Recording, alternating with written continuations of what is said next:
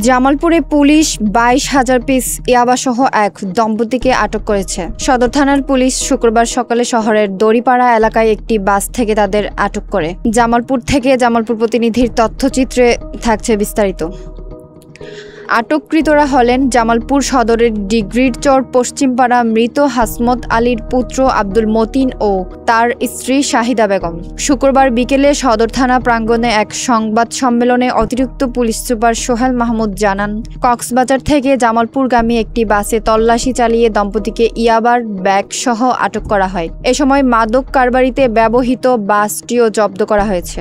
আটক দম্পতির বিরুদ্ধে ইতিমধ্যেই 2টি করে মাদক মামলা রয়েছে। পুলিশ তাদের পেছনে আরও কারা জড়িত থাকতে পারে তা খতিয়ে দেখছে। সংবাদ সম্মেলনে সদর সার্কেলের অতিরিক্ত পুলিশ সুপার ইয়াহিয়া আল মামুন এবং সদর থানার ওসি নাজমুস সাকিব সহ অন্যান্য পুলিশ কর্মকর্তারা উপস্থিত ছিলেন। মামলা দায়েরের পর আদালতের মাধ্যমে দম্পতিকে জেল হাজতে পাঠানো হয়েছে।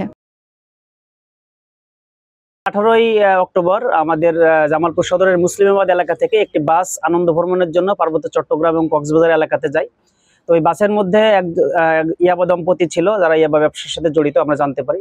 তো এই বাসটি যখন গতকাল কক্সবাজার থেকে ব্যাক করছিল, আমরা গোয়েন্দা সূত্রের মাধ্যমে নিশ্চিত হই যে বাসের মধ্যে ইয়াবা আছে।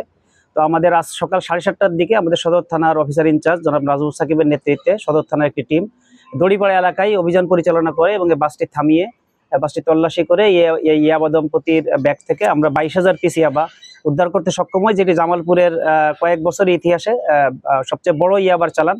এই উদ্ধারকৃত ইয়াবার মূল্য 66 লক্ষ টাকা। এই ইয়াবা চক্রের পিছনে অন্য যারা জড়িত আছে আমরা প্রাথমিক তদন্তে কয়েকজনের নাম ঠিকানা পেয়েছি। আমরা আশা করছি এই মাদক চালানের পিছনে যারা যারা জড়িত আছে সকলকে আমরা আইনের আওতায় আনতে সক্ষম হব।